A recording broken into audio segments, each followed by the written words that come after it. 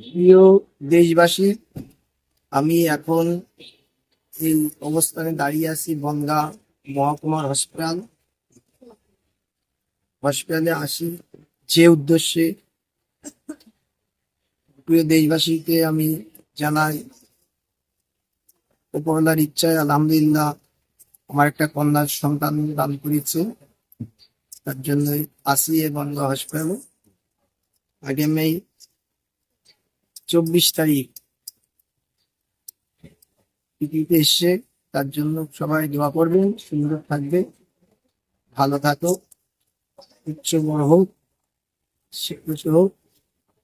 সমস্ত দিক থেকে আমার পুরো গ্রামবাসীকে জানাই, খুবই সুন্দর বার্তা দিচ্ছে আমার পুরো শুভরত্নপুর গ্রামবাসীকে জানাচ্ছে আমার কন্যা সন্তানের নাম রাখছি সাইমা মন্ডল। কিন্তু এই নামটা যদি আমার পাড়ায়, আমার এলাকায়, সাইটে, আমার পাড়ার সাইটে বা গ্রামে থাকে, অবশ্যই আমাকে জানাবেন।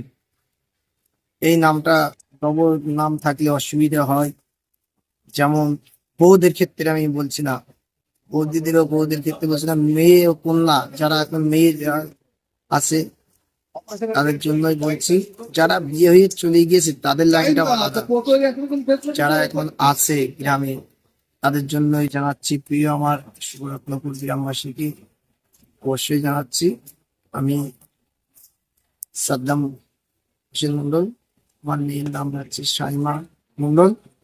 বুঝতে পারছেন বনগাঁ হসপিটাল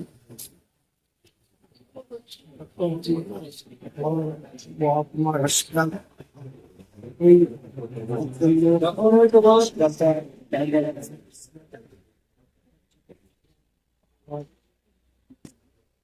ভদ্রলোক এখন আমাদের মধ্যে নেই, কিন্তু আমাদের মনের মধ্যে আছে।